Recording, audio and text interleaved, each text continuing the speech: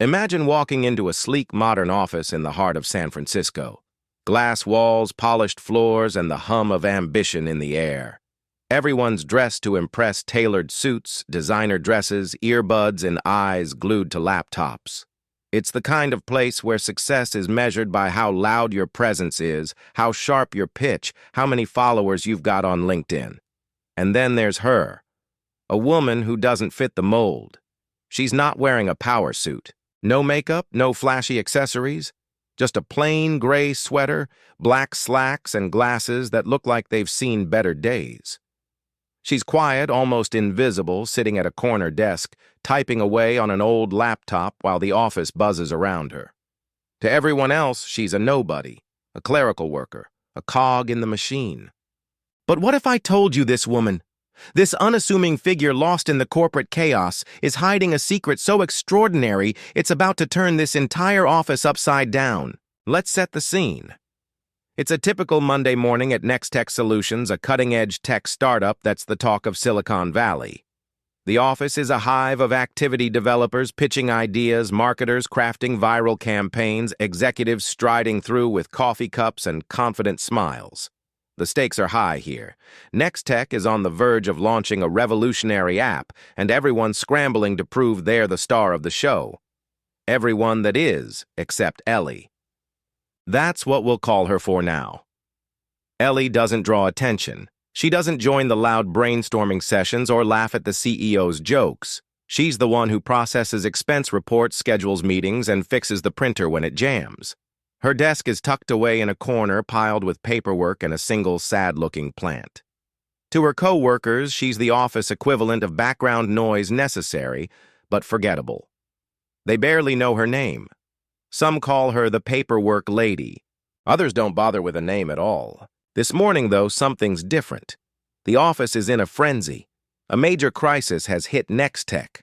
Their flagship app, set to launch in just 3 days, has been hacked. The system's locked, data's encrypted, and a ransom note is flashing on every screen. Pay $10 million or your app is toast. The developers are panicking, the executives are shouting, and the IT team is scrambling to figure out what went wrong. The CEO, a charismatic guy named Ryan, storms into the open plan office, his face red. "Who's responsible for this?" he barks. "We need answers now." The blame game starts immediately. The lead developer, a guy named Chad with a man bun and a superiority complex, points fingers at the IT team. "This is on you," he snaps. "Your security's a joke." The IT manager, a stressed-out woman named Priya, fires back. "We followed protocol. Maybe if your code wasn't so sloppy, we wouldn't be in this mess." The argument escalates, voices overlapping as the rest of the office watches, whispering and taking sides. Ellie, meanwhile, sits quietly at her desk, her fingers still on her keyboard. She's listening, but no one notices. No one ever does. Chad, pacing the room, spots her and rolls his eyes. "Hey, paperwork lady," he says loud enough for everyone to hear. "Why don't you stick to filing and leave the real work to us?" A few co-workers laugh, a sharp cutting sound that echoes through the office. Priya, too, frazzled to care, adds, "Yeah, Ellie. No offense, but this isn't your thing. Stay out of it." Ellie doesn't respond. She doesn't even look up. She just adjusts her glasses and keeps typing, her face calm, almost serene. But there's a flicker in her eyes, a spark of something more that no one catches. Not Chad, not Priya, not even Ryan, who's now on the phone with the board promising to fix the crisis.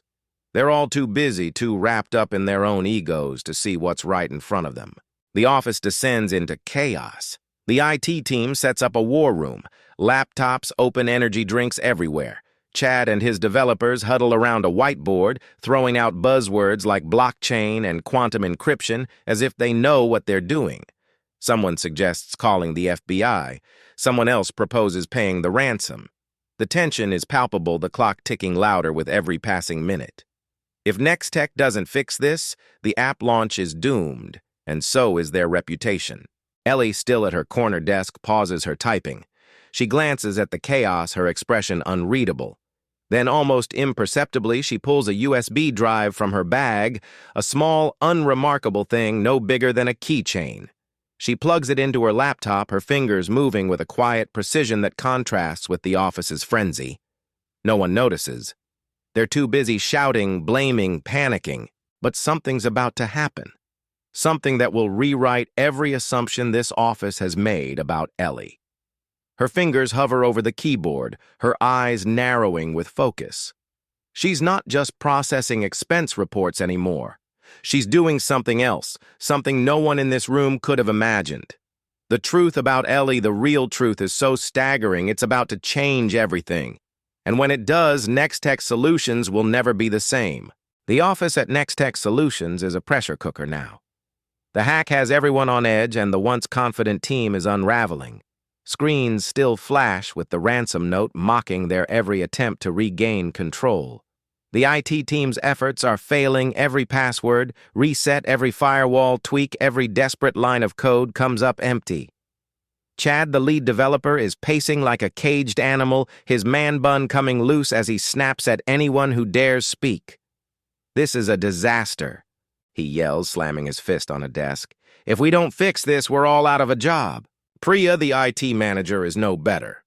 Her eyes are bloodshot, her voice hoarse from arguing. "We're doing everything we can," she shouts back. "Maybe if you hadn't pushed that untested update, we wouldn't be in this mess." The room erupts in accusations, co-workers turning on each other as the clock ticks closer to the app's launch deadline. Ryan, the CEO, storms out of his office. His tie loosened, his face a mask of fury.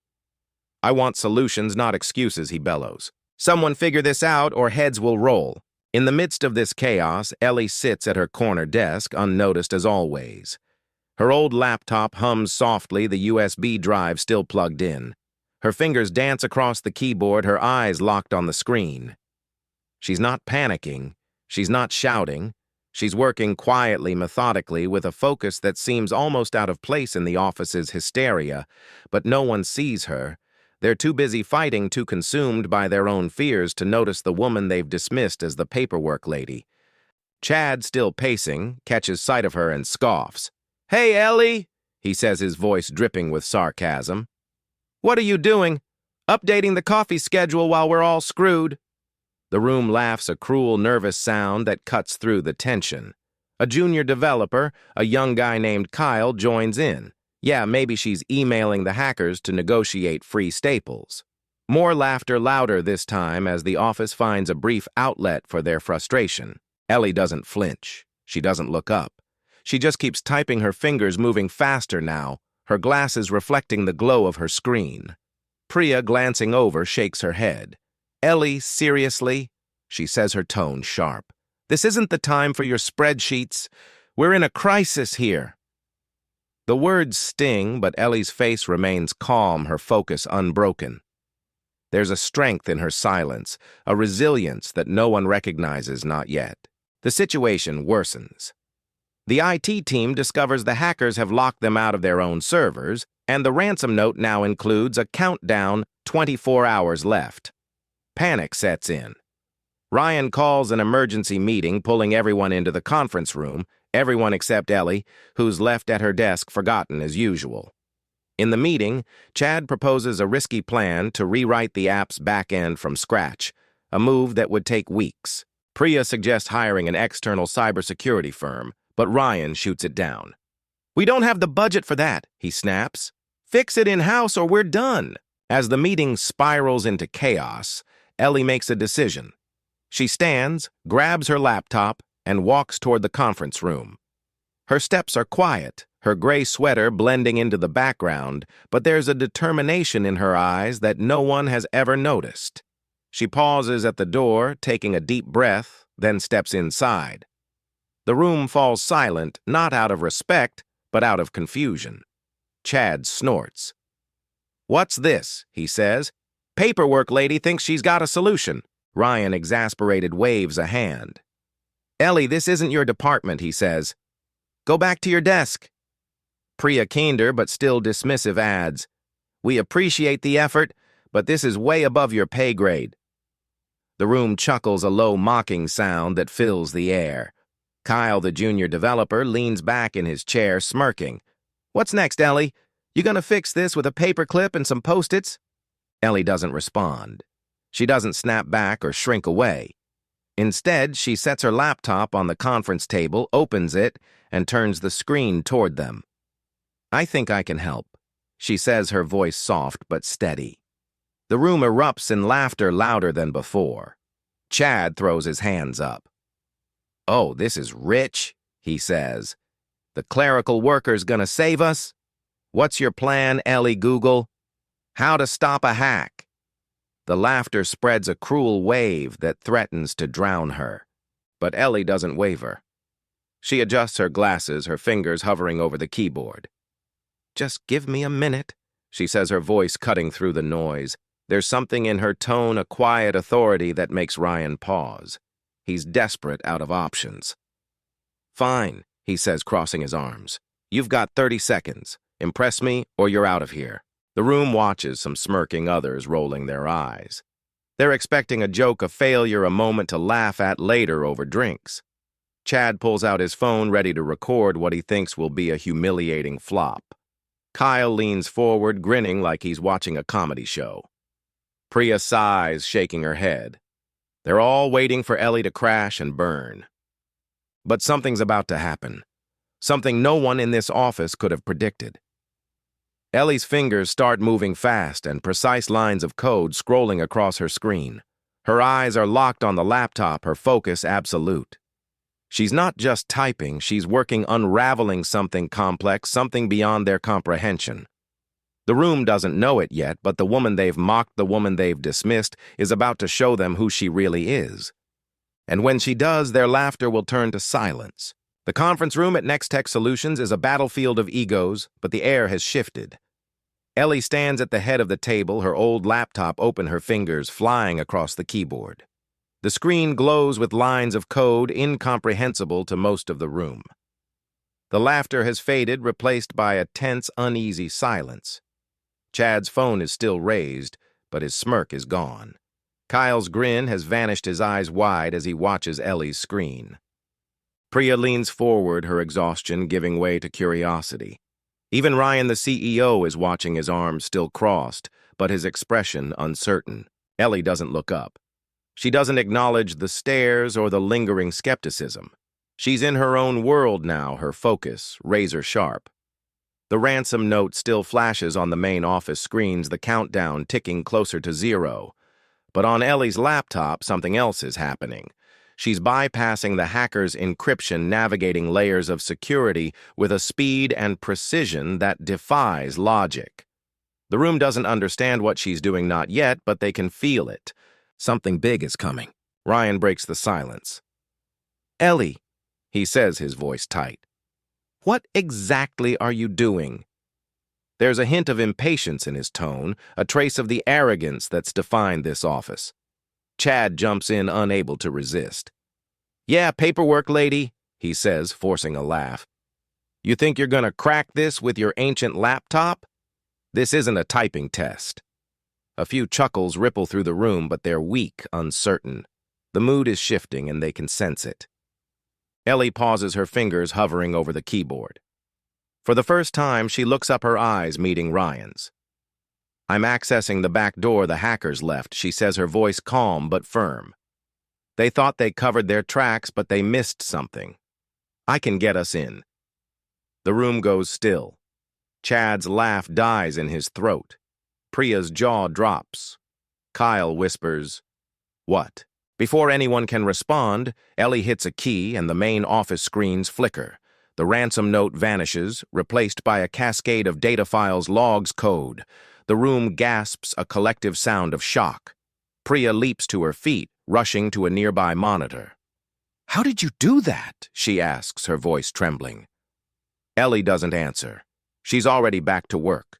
Her fingers moving faster now, unraveling the hacker's defenses like a puzzle she's solved 1,000 times before. The truth dawns slowly like a sunrise over the San Francisco skyline. Ellie isn't just good at this, she's exceptional, and there's more to her, something they've missed. Chad lowers his phone, his face pale. Kyle stares at Ellie like she's a stranger. Ryan steps closer, his skepticism giving way to awe. Ellie, He says, his voice softer now. Where did you learn this? The question hangs in the air unanswered. But someone in the room, a quiet intern named Mia, who's been silent until now, pulls out her phone and starts scrolling. Her eyes widen and she gasps. "Oh my God," she says, holding up her screen. "It's her! It's her!" The room turns confused as Mia shows them a news article from years ago, the headline screaming, "Ellie Voss, teenage hacking prodigy saves global bank from cyberattack." The conference room falls silent, a heavy, humbling silence. Ellie Voss, the woman they called Paperwork Lady, the woman they mocked for her plain sweater and quiet demeanor, is a legend, a genius hacker who as a teenager outsmarted some of the world's most dangerous cyber criminals. She walked away from fame, choosing a low-profile life, working clerical jobs to stay under the radar. But today, when Nextech needed her most, she stepped out of the shadows. Ryan is the first to speak. "Ms. Voss," he says, his voice thick with respect. We had no idea. I'm so sorry." He steps forward, offering a handshake, his earlier arrogance gone. Priya follows, her eyes shining.